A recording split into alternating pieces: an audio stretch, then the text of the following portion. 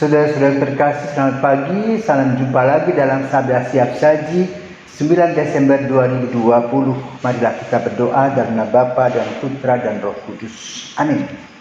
Bapa penuh kasih, COVID sudah hampir 9 bulan di mana kami terkurung. Kami menggunakan protokol kesehatan.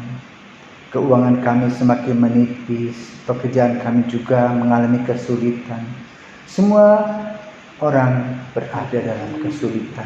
Kami merasa lelah, letih dan lesu. Maka pada hari ini berkatilah kami Tuhan, berilah kami kekuatan agar kami boleh menikmati situasi ini dengan penuh iman, harapan dan kasih.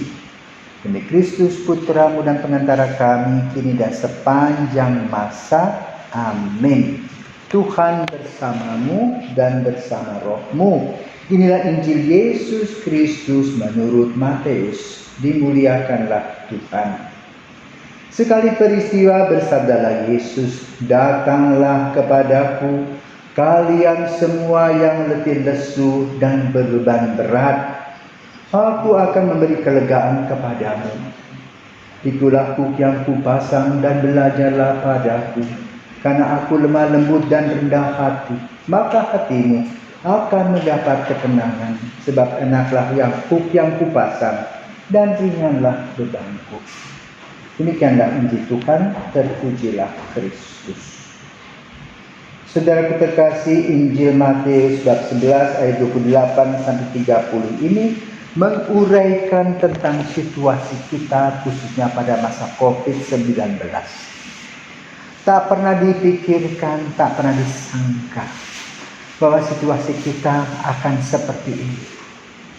Sekolah-sekolah ditutup, mal-mal ditutup, banyak toko-toko yang tutup, perusahaan-perusahaan ambruk dan sebagian bangkrut.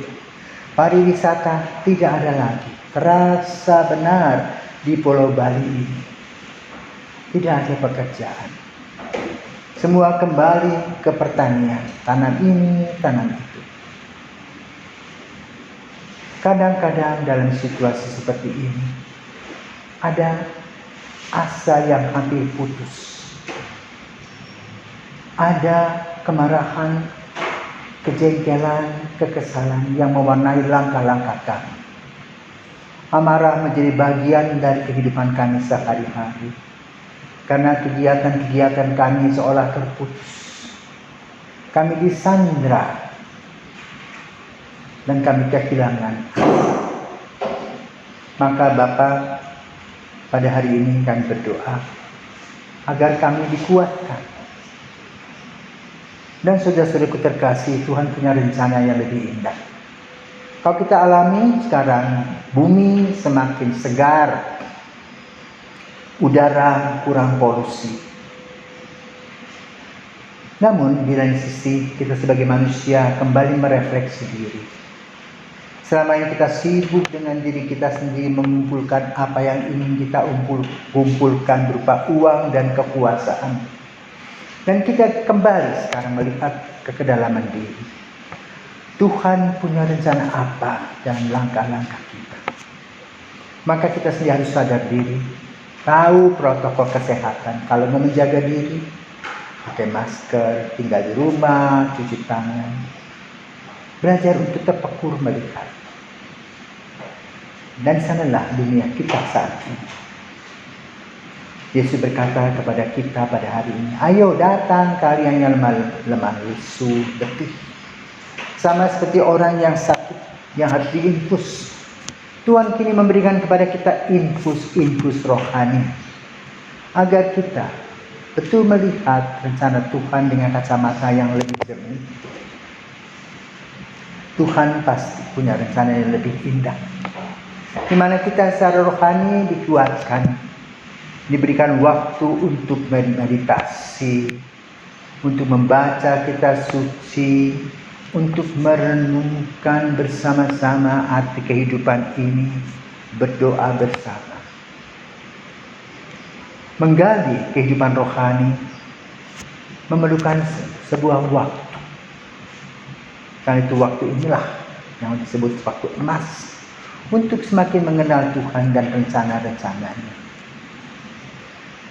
Beberapa saudara kita telah berangkat lebih dahulu dari kita. Apa dampaknya? Lahir sendiri, pulang sendiri. Juga pesta-pesta dikurangi. Semua menggunakan protokol kesehatan. Semua lebih disederhanakan.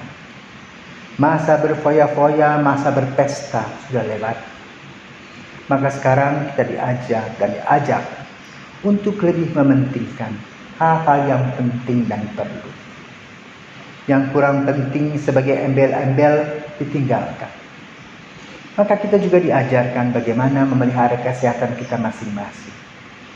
Sekolah masih ditutup karena anak-anak masih senang bersama-sama dan mereka tidak mengenal virus yang sedang berkeliling mencari mangsa, seperti singa yang mengaum-ngaum tak kelihatan. Karena itu kita waspada.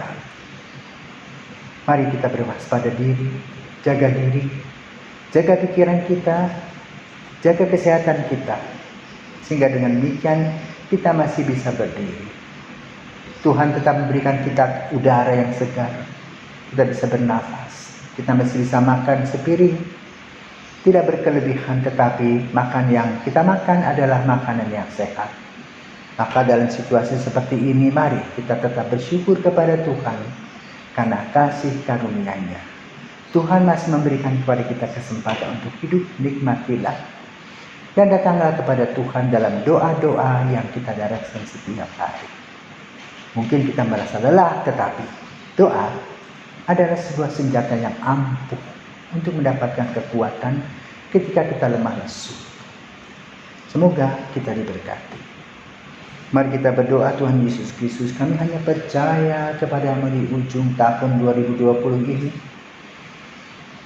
Buatlah kami yakin akan Engkau yang telah memberikan kepada kami hidup.